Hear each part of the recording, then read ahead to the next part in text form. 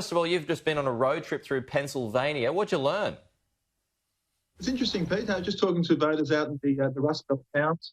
Quite interesting in the sense that a lot of them are fairly disillusioned by aspects of Donald Trump's leadership, mostly his style and the coronavirus handling. But what I also found was a lot of them very, very underwhelmed by Joe Biden as well. In fact, I found it surprising, and obviously it's very unscientific. I'm just driving through these towns talking to numerous people. But, I mean, I found a lot of people who really felt that that Biden was just not strong enough as an alternative to Trump, and also who were worried about the left wing of the Democrats pushing him too far to the left. So I found it was a lot more undecided voters than I expected. And, certainly on that, my rough feeling when I was out there is that there's very much a contest happening here. So is this even in Joe Biden's hometown, Cam? Scranton? Yeah, that's right. I spent a lot of time in Scranton. That's where Joe Biden lived, was born, and he lived only until he was 10 years old. Then he went to Delaware with his family, obviously. But it's a Joe Biden town, and a lot of those people were not even that impressed with Joe. They say he comes back only for elections to call it his hometown to get the Pennsylvania vote. That's what the cynics said. But look, there was a bit of love for Joe there. Obviously, it's a traditional Union Democrat town, but Scranton's interesting, Pete, because it's a classic Rust Belt town that used to be a manufacturing stronghold. It's fallen into disrepair.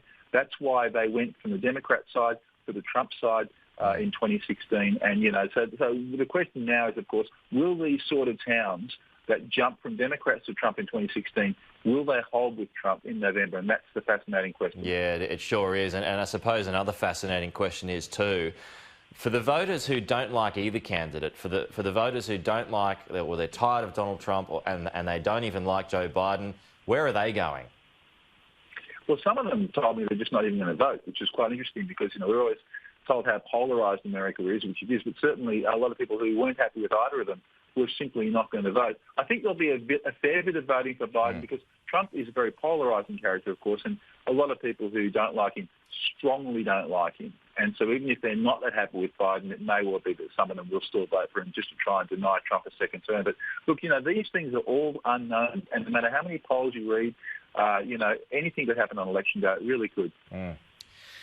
There's so many demographics that this is going to come down to. Obviously, the black vote's going to play a big part. Latino votes as well. We saw Joe Biden yesterday. There was a cringeworthy moment when he was at a campaign stop and he played a pop song on his phone. It's another story anyway. But where do you think the Latino vote and the black vote are going to go in vast numbers? Well, the easy answer to the black vote is it's going to go to Joe Biden in vast numbers. So Donald Trump just hasn't got, he's got somewhere between just over 5% of the black vote. Biden is, of course, traditionally a vote winner for the African Americans. They put him effectively as the Democratic nominee in South Carolina, remember?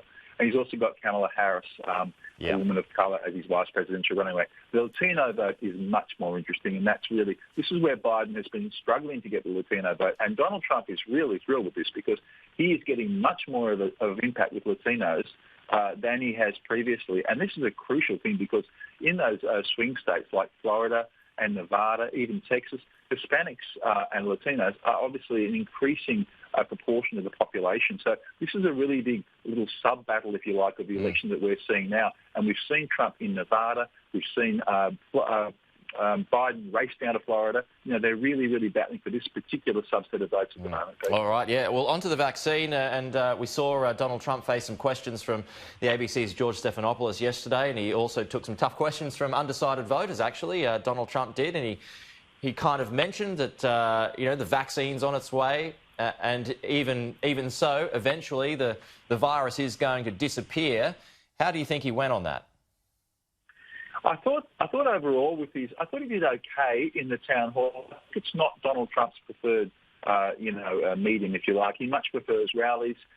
He prefers White House press conferences because he can fire back at the reporters on the basis of what they ask him. I thought with the last night, he was a bit vulnerable on some things. He wasn't quite as strong as he would normally be. Got himself in a bit of a tangle with the vaccine. He sort of suggested that it would go away anyway, regardless of the vaccine. And George Stephanopoulos questioned him and said, well, hold it, Stephan. And basically, and he said herd immunity would eventually go away with herd immunity. Now, this is sort of not the policy the US has been pursuing it, of course. Herd immunity would require 70% of the population or so to get infected. So the White House today had to dress that down, and they had to say, no, it's not a strategy of the US. So, it was a slightly awkward moment for Donald Trump. But look, I thought overall he did okay.